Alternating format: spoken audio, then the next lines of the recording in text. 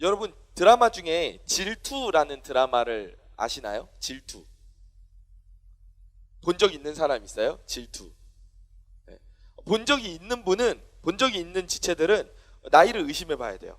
왜냐하면 이 드라마는 1992년도에 방영되었던 드라마이기 때문에 만약에 목사님 저 본 기억이 있습니다 하면 그 친구는 약간 민증을 한번 봐야 됩니다. 네. 나이를 속이지 않았는지. 그리고 청년부로 우리가 보내야겠죠. 근데 저도 어렸을 때 사실 했던 드라마예요. 그래가지고 기억은 안 나요. 내용은 기억이 안 나는데 부장집사님은 기억나시죠? 당연히 기억나시죠? 당연히 기억이 나실 거예요. 그런데 그 주제가는 기억이 나요. 저는 내용은 기억이 안 나는데 주제가는 기억이 나요. 이 노래가 이래요. 넌 대체 누굴 보고 있는 거야? 내가 지금 여기 눈앞에 서 있는데 날 너무 기다리게 만들지 마. 웃고 있을 거라 생각하지 마. 여기까지. 그 다음에 계속 이어져요. 가사가 이래요. 많은 것을 바라지 않아. 그저 사랑의 눈빛이 필요할 뿐이야. 나의 마음 전하려 해도 너의 눈동자는 다른 말을 하고 있잖아. 시적이에요. 서로를 잘 안다고 느꼈었지. 그래서 사랑이라 생각했어. 너무 멀지 않은 곳에 있어줘. 언젠가 너는 내게 말할 거야. 사랑한다고. 이 질투라는 그 드라마 주제가예요. 이게 가사가 정말 풋풋해요. 그러니까 지금 내가 좋아하는 사람이 있어. 그런데 내가 지금 그 사람 앞에 딱 서 있는데 그 사람은 자꾸 딴 데를 보는 거야. 자꾸 다른 사람을 보고 다른 곳을 보고 있는 거야. 그래서 이제 말하는 거예요. 야, 너가 지금 다른 곳을 보고 있지만 언젠가 너는 나를 사랑한다고 말하게 될 거야. 그런데 너무 오래 기다리게 하지는 마. 언제까지고 내가 네 옆에 있어줄 것 같아? 약간 이런 노래 가사예요. 네, 질투. 근데 이런 남녀 간에 그 나타나는 질투, 그쵸? 보통 우리가 이 질투라는 단어를 생각하면 이 질투라는 단어를 어디에 사용을 합니까? 방금 전에 제가 설명을 한 대로 이 주제가의 내용대로 남녀 간의 사랑에서 질투가 나타나잖아요. 그렇죠? 보통 그렇게 나타나죠. 그런데 이 단어가 오늘 말씀 속에서 등장을 하고 있어요. 오늘 본문은 하나님께서 이스라엘 백성에게 주셨던 10계명 중에 몇 번째 계명? 몇 번째 계명? 두 번째 계명. 너는 나 이외에 다른 우상을 만들지 말라.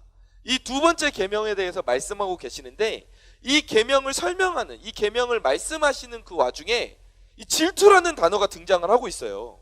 오늘 본문 4절에서 5절 다시 한번 읽어볼까요? 시작. 너를 위하여 새긴 우상을 만들지 말고 또 위로 하늘에 있는 것이나 아래로 땅에 있는 것이나 땅 아래 물속에 있는 것에 어떤 형상도 만들지 말며 그것들에게 절하지 말며 그것들을 섬기지 말라. 나 내 하나님 여호와는 어떤 하나님? 질투하는 하나님인즉. 아멘. 하나님께서 질투를 하신대요. 하나님이 어떤 하나님이라고요? 질투하신 하나님이래. 이거를 다른 사람이 지칭해 준 것도 아니에요. 우리가 2주 전에 말씀에서 함께 살펴봤듯이 이 10계명은 하나님이 어떻게 쓰신 거예요? 누가 대필해 줬어요? 아니에요. 직접 모세가 준비한 돌판에다가 새겨주신 말씀이에요. 그러니까 본인이 직접 스스로를 무엇이라고 표현하신 거예요? 나는 질투하는 하나님이야. 이 표현이 어떤 사람이 하나님 질투하시네 이렇게 갖다 써놓은 게 아니라 하나님이 직접 스스로를 표현하실 때 나는 질투하는 하나님이야. 이렇게 하나님이 표현을 하신 거예요. 여러분 어떤 느낌이 드세요? 질투하시는 하나님. 질투하시는 하나님이에요. 어떤 느낌이 드세요? 어떤 감정이 드세요? 사실 이 질투라는 감정은 말씀을 나누면서 앞서 말한 것처럼 서로 사랑하는 이성 간에 나타나는 감정으로 우리는 주로 알고 있어요. 이런 이성 간의 사랑은 서로를 소유하려고 하는 사랑이죠. 내가 상대방을 사랑하는 만큼 상대방도 나를 사랑해야 유지가 되는 거예요. 만약 내가 사랑하는 사람이 그만큼 나를 사랑하지 않아. 그리고 다른 사람을 대신 사랑한다? 그러면 그때 질투심이 막 생기는 거예요. 한번 예를 들어볼까요? 어떤 남자와 여자가 있었어요. 서로 사랑해. 그런데 언제부턴가 여자가 시큰둥해.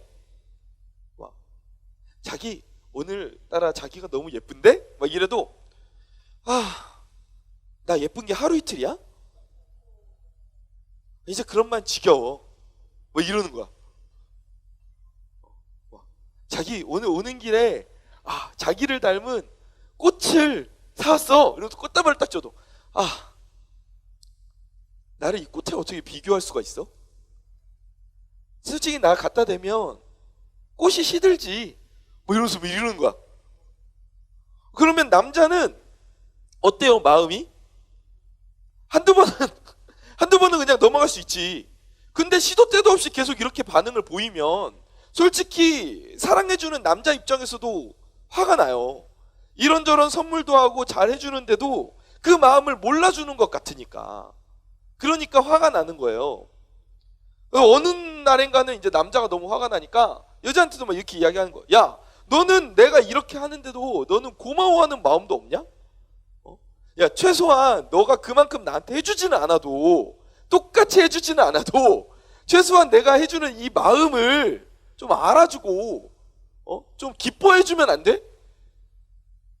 남자가 막 여자한테 화를 내는 거예요. 만약에 이 장면을 지나가는 다른 사람들이 본다면 그냥 흔한 커플들의 싸움처럼 보이겠죠. 근데 사실은 어때요? 남자가 여자한테 뭔가 화를 내는 마음이 생긴 게 아니라, 미워하는 마음이 생긴 게 아니라, 그 남자가 여자를 사랑하기 때문에 화를 내는 거예요. 내가 너를 이렇게 사랑을 하는데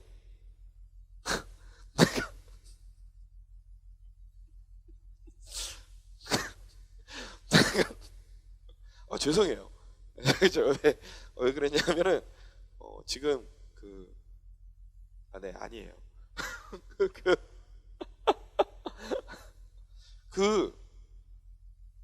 절대 코로나 바이러스에 걸릴 것 같지 않은 지금 우리 지체가 한 명이 지금 예배당에 와가지고 제가 너무 놀랐어요. 굉장한 마스크를 쓰고 왔네요. 무슨 마스크예요?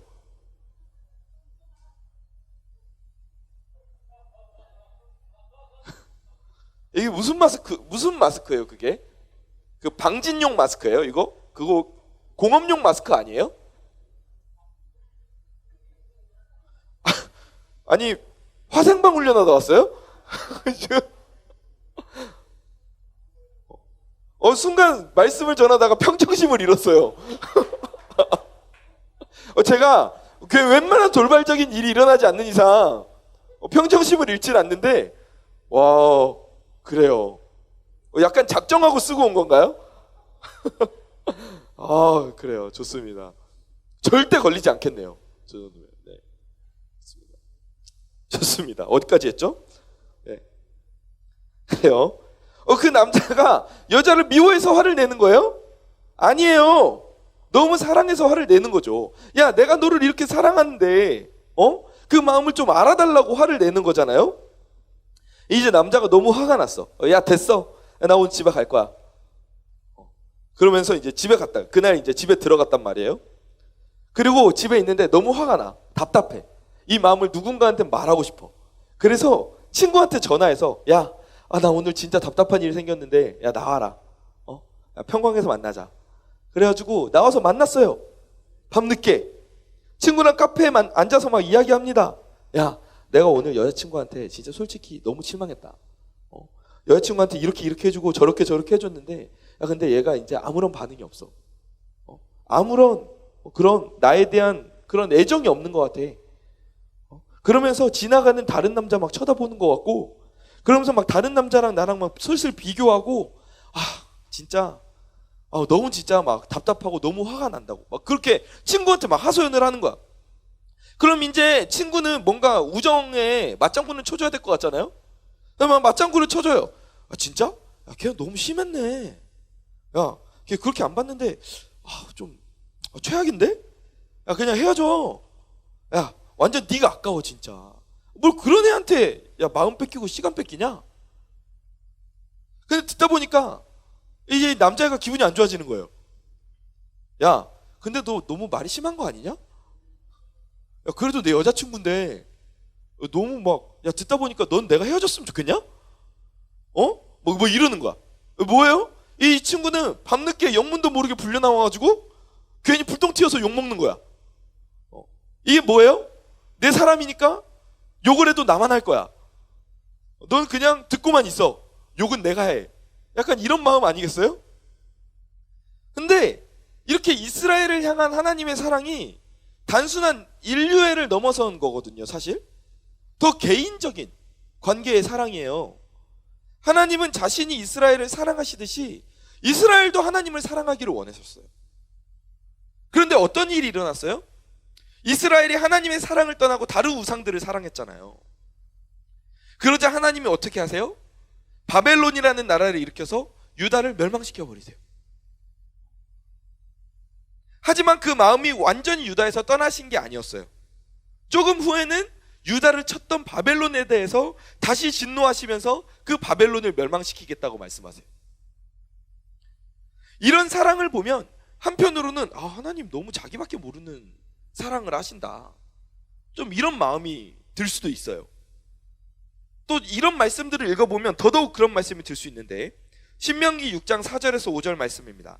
시작. 이스라엘아 들으라. 우리 하나님 여호와는 오직 유일한 여호와이시니 너는 마음을 다하고 뜻을 다하고 힘을 다하여 내 하나님 여호와를 사랑하라.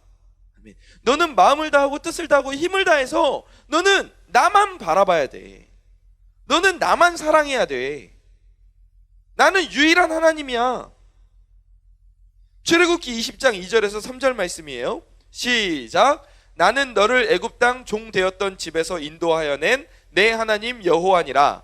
너는 나 외에는 다른 신들을 내게 두지 말라. 야, 내가 누구야? 나 너 이집트 땅에서 인도해낸 하나님이야. 너 나 이외에 다른 신 보면 돼? 안 돼? 절대 안 돼. 하나님이 이렇게 말씀하시는 거예요. 이 말씀들을 그냥 읽고 지나가면 하나님이 되게 이기적이시고 독선적인 분처럼 느껴질 수도 있어요. 다른 곳으로 잠깐 한눈 파는 것조차 받아들이지 못하시는, 한편으로는 좀 마음 좁고 답답한 분처럼 느껴지지는 않습니까? 그런데 그렇게 느끼는 건 이 말씀 속에 담겨있는 하나님의 마음을 온전하게 느끼지 못해서 그래요.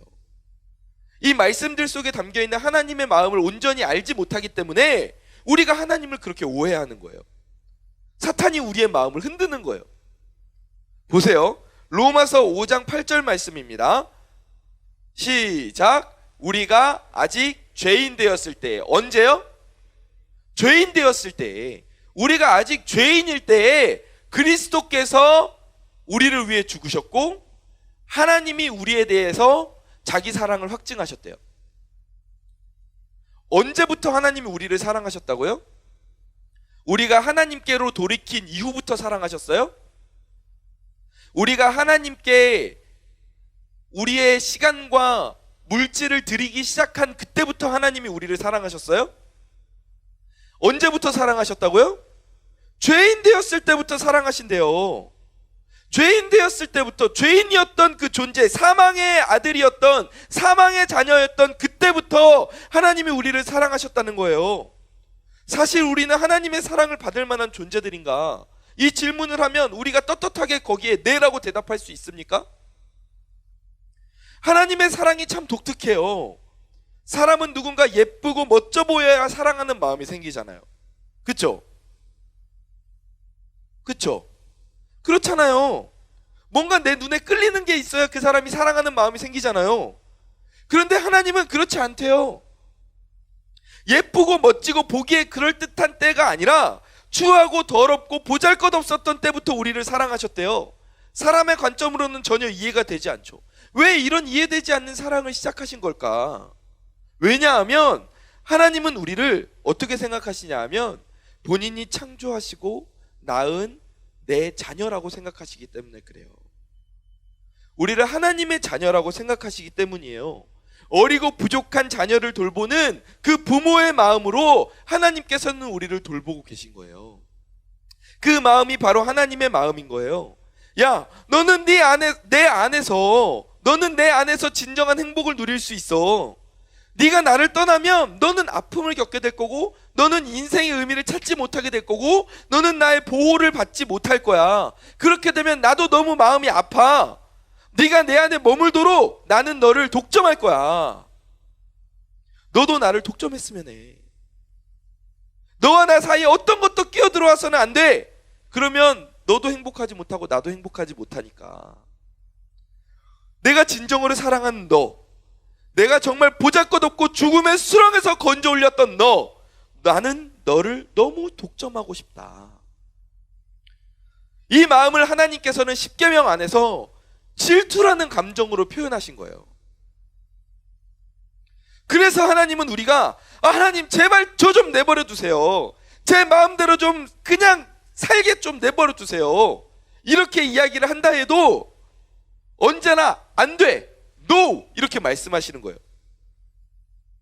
왜냐하면 그 길이 하나님이 그리고 우리가 행복한 그 길이 아니기 때문에.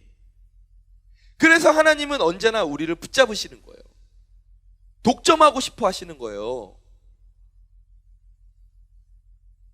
그런데 우리가 이런 하나님의 마음을 보며 그냥 피곤하다고만 생각하진 않습니까? 그냥 내 마음대로 인생 살다가 죽기 전에 그냥 회개할 걸. 그럼 내 마음대로 막 살다가 천국에 갈 수 있지 않았을까? 막 이런 생각하지 않아요? 우리 친구들은, 지체들은 다 안 했군요. 네. 근데 다시 한번 생각해 보자고요. 하나님이 뭐가 아쉬워서 우리의 모든 일거수일투족을 신경 쓰시면서 우리를 소유하시려고 하시겠어요? 우리가 뭐 잘난 게 있어서 그렇게 하시겠어요? 사실 우리에 대해서 하나님은 질투하실 이유가 전혀 없어요.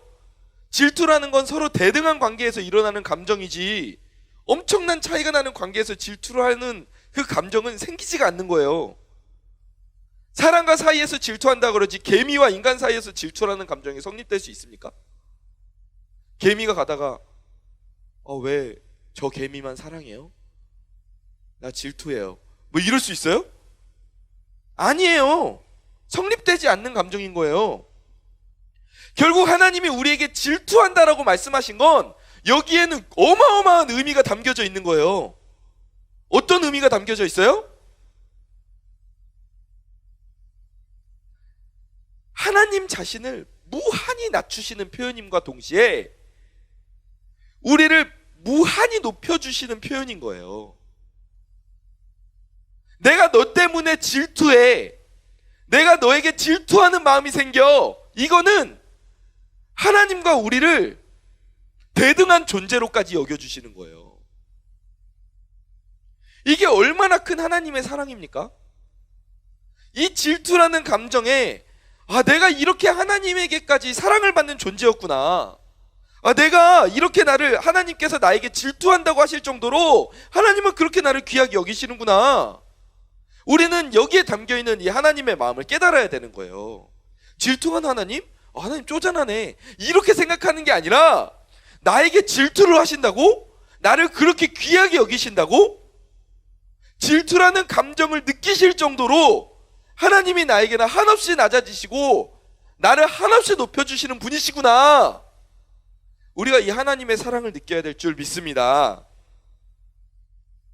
질투하시는 하나님, 이 표현 안에는 하나님의 우리를 향한 진한 사랑이 담겨져 있는 줄 믿으시기 바랍니다.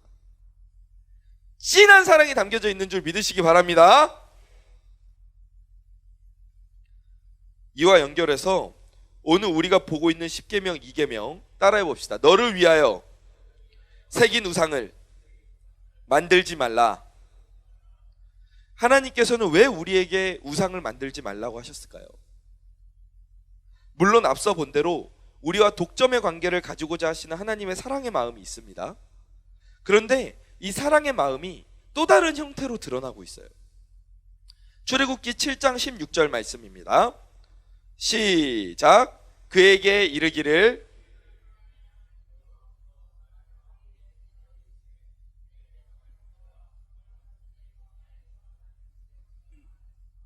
이제까지 내가 듣지 아니하도다. 아멘. 이게 하나님께서 스스로를 표현하시는 말씀인데 이 스스로를 어떤 분으로 표현하세요? 어떤 사람의 하나님이라고요? 어떤 사람의 하나님? 히브리 사람의 하나님이라고 표현하세요. 이게 무슨 뜻일까요? 이 히브리라는 단어는 하비루라는 계층에서 나온 단어예요. 이 하비루라는 계층은 어떤 계급이냐 하면 하층, 그러니까 천민들 계급이에요. 떠돌이, 난민, 노예, 이런 사람들을, 이 계급을 하비루라고 불렀어요. 여기에서 나온 단어가 히브리예요. 그러니까 지금 이 말씀에서 파라오에게 모세를 보내면서 말씀하시는데, 히브리 사람의 하나님 여호와가 모세를 보냈다라고 말씀하시는 건 나는 떠돌이, 노예, 낮은 자, 연약한 자들의 하나님 여호와다 라고 말씀하시는 것과 마찬가지인 거예요.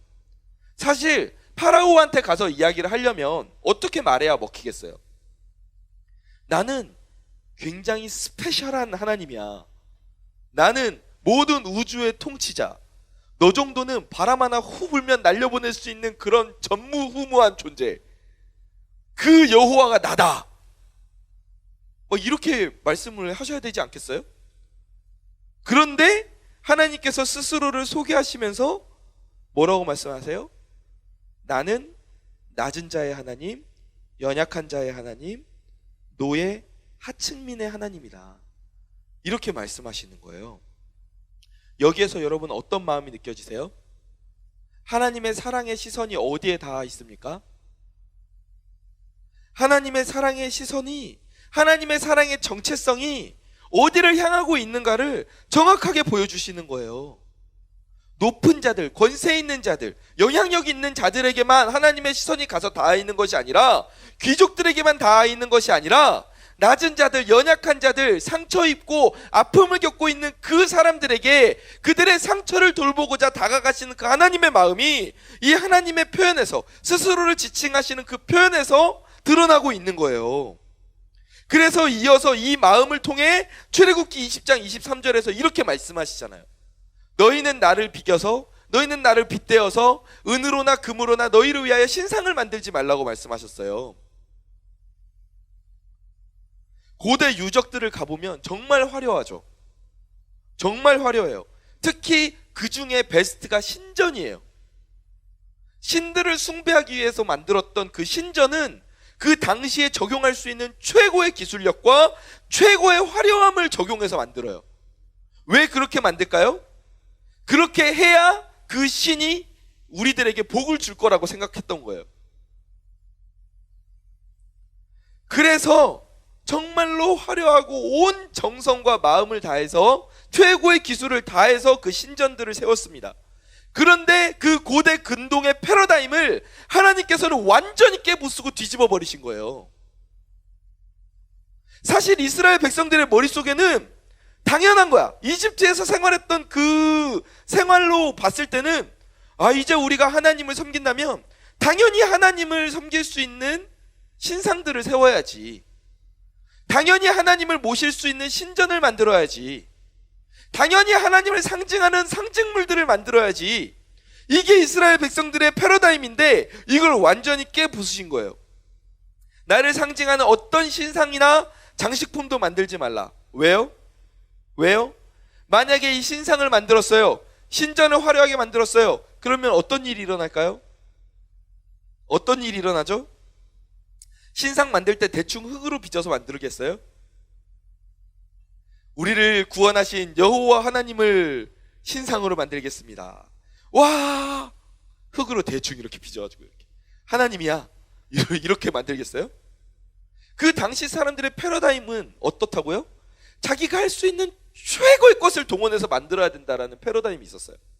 그러니까 자기들이 있는 것 없는 것 다 갖고 나와서 만들었겠지. 이스라엘 백성들이 모세가 십계명 받으러 올라간 동안 송아지를 만들었는데 뭘로 만들었어요? 금으로 만들잖아.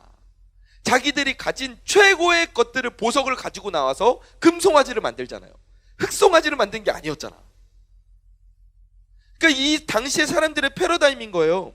그러면 그 보석은 어디에서 다 나와요? 그 금은 보화는 어디에서 나와요?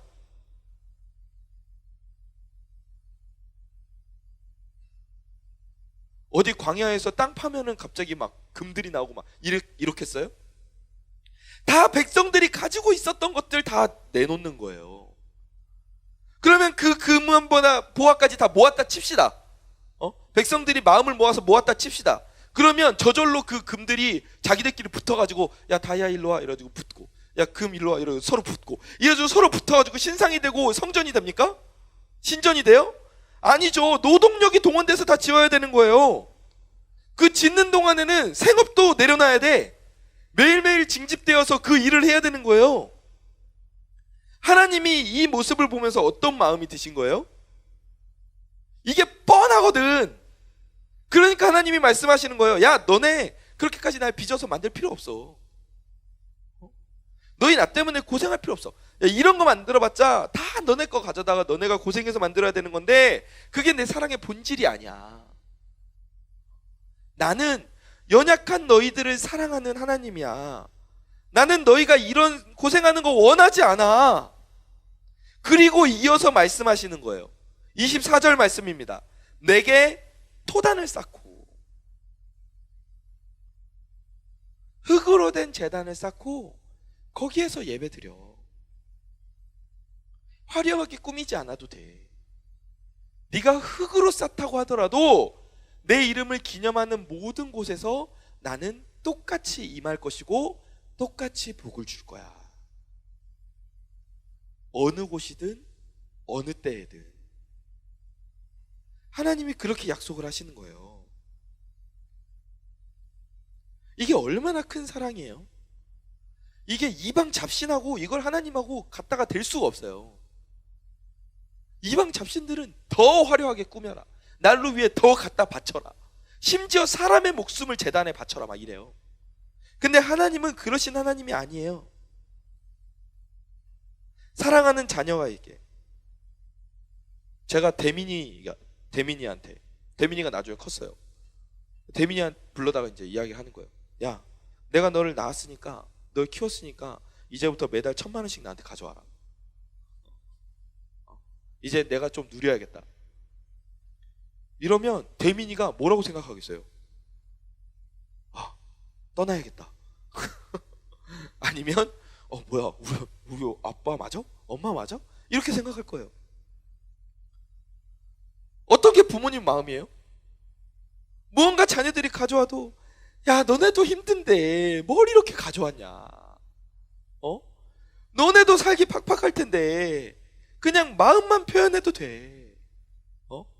이렇게 물질로만 안 해도 마음이 담긴 편지 한 장이면 된다. 이렇게 나와 같이 살고 있기만 해도 나는 너무 행복해. 이 마음인 거예요. 그리고 이게 하나님의 우리를 향한 마음인 거예요. 야 너네 나한테 막 그렇게 막 화려하게 갖다 바칠 거 생각하지 말고 나를 향한 진실된 사랑의 마음, 네가 나를 독점하고 내가 너를 독점하는 그 관계만 있으면 나는 돼. 그럼 나는 행복하고 너도 행복할 거야. 하나님이 오늘 이곳에서 예배하는 우리들과 함께하고 계시는 줄 믿습니다. 믿으시기 바랍니다. 우리가 함께 모여 하나님의 이름을 높이는 그곳에 하나님께서 지금 함께하고 계시는 줄 믿으시기 바랍니다. 내가 나의 삶의 자리에서, 직장에서, 가정에서, 학교에서 토단을 쌓는 마음으로 하나님의 이름을 높일 때 그곳에서 하나님의 복이 흘러넘치게 될 줄 믿으시기 바랍니다. 하나님께서는 영으로 존재하시는 분이에요. 아멘. 그 형체가 있지 않으세요. 시간과 공간의 제한을 받지 않으시는 분입니다. 만약에 하나님께서 시간과 공간의 제한을 받으시는 분이라면 어떻게 되겠어요? 우리가 그런 하나님을 온전히 믿을 수 있겠어요? 예수님 인스타그램에 들어가니까 지금 예수님이 미국에 계셔. 그러면 지금 내가 한국에 있는데 어려운 일 겪으면 그럼 어떻게 해? 그 하나님이 지금 미국에 있다가 나 도와주러 오실 수 있어? 하나님이 시공간의 제한을 받으시는 분이면? 못 오시지. 그런 하나님을 불안해서 어떻게 믿겠어요? 불교의 불상이나 그림을 보잖아요. 이방 신들의 그림들을 보잖아요.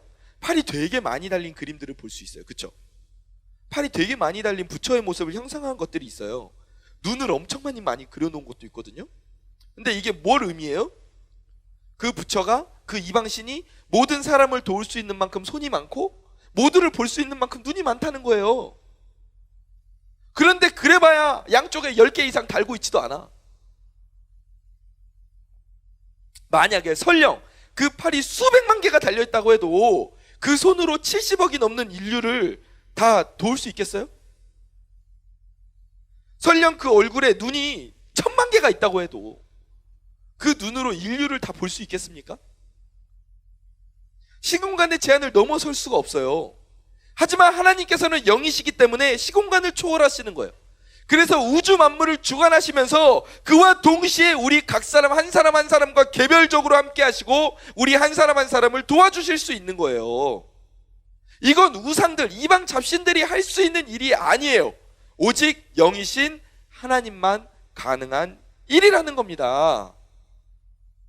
하나님은 그래서 이 계명을 통해서 다시 한번 이 영이신 하나님을 깨닫게 하시는 거예요. 야, 너네 지금 신이 인간처럼 다 형상을 가지고 있을 거라고 생각하는데 너네 그런 패러다임을 깨야 돼. 나는 시간과 공간의 제한을 받지 않는 존재야. 나를 너희의 패러다임에 담아두지 말아라. 나의 존재를 만들려고 하는 건 결국 너희의 작은 생각 안에 나를 담아두겠다는 거야. 너희는 연약해서 눈에 보이는 거를 잡고 싶어 하지만 얼마나 연약했는지 모세가 만들었던 놋뱀을 가지고 그거를 열왕 시대까지 그걸 가지고 섬기잖아요.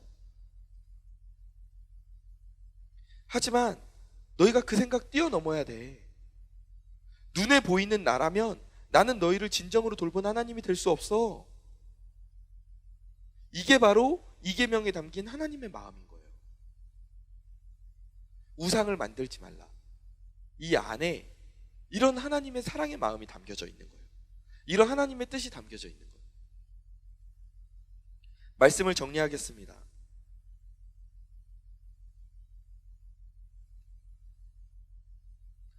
영이신 하나님께서 오늘 어디에 임재하고 계십니까? 고린도전서 3장 16절 17절을 보니 너희는 너희가 하나님의 성전인 것과 하나님의 성령이 너희 안에 계시는 것을 알지 못하느냐. 아멘. 하나님은 오늘 성전에 거하고 계시는데 바로 성전된 우리 안에 거하고 계시는 줄 믿으시기 바랍니다. 내 안에 예수님을 모신 그곳이 바로 성전이에요. 그래서 하나님이 일하시는 걸 보세요, 여러분. 그 거대한 성당, 그 거대한 신전, 모스크, 그 거대한 신상들을 보면서 그걸 통해서 하나님의 복음이 전파되게 일하십니까? 그걸 통해 복음이 전파되게 일하세요? 아니요. 그것들을 통해서 하나님 일하지 않으세요. 그럼 무엇을 통해서 일하시죠? 살아있는 나, 하나님의 성전인 나, 하나님이 임재하겠다고 약속하신 나를 통해서 오늘 하나님은 일하고 계시는 거예요. 내가 하나님께서 거하시는, 예수님께서 거하시는 성전이 될 때 내가 있는 그곳이 하나님께 예배하는 토단을 쌓는 곳이 되는 줄 믿으시기 바랍니다. 올해 우리는 겪지 못했던 사상 초유의 일들을 겪고 있어요. 코로나로 인해서 사람들 간의 관계가 끊어지고 사회적 거리를 두고 있어요. 우리는 입을 닫아야 되는 시간을 보내고 있습니다. 하지만 여러분, 하나님을 향해서도 입을 닫으면 안 돼요. 하나님을 향해서 여러분의 입을 여시기 바랍니다. 하나님은 영이시기 때문에 어디에서든지 어느 때나 우리의 음성을 들어주시는 줄 믿습니다. 여러분, 영이신 하나님을 만나세요. 여러분 안에 모시고 동행하시기 바랍니다. 그러할 때 여러분이 어디에 있든지, 학교에서든 직장에서든 가정에서든 일터에서든 여러분이 어느 곳에 있든지 그 영이신 하나님을 높일 때 그곳에 하나님의 복이 임하게 되는 줄 믿습니다. 그러할 때 하나님은 그 예배를, 그 시간을 기뻐 받으실 줄 믿습니다. 우리를 사용하여 주실 줄 믿으시기 바랍니다. 하나님 안에서 행복을 누리고 나누는, 어느 곳에서나 하나님께 예배하며 나아가는 그런 영이신 하나님을 따라가는 저와 우리 지체들, 대학부 지체들 되기를 주님의 이름으로 간절히 축원합니다. 자, 우리 2계명을 마지막으로 따라서 읽어보고 말씀을 마칩시다. 자, 2계명 따라해 봅시다. 너를 위하여 새긴 우상을 만들지 말라. 너를 위하여 새긴 우상을 만들지 말라. 아멘. 이제 이 마음에 담긴 하나님의 사랑이 느껴지십니까? 함께 찬양하며 나아갑시다.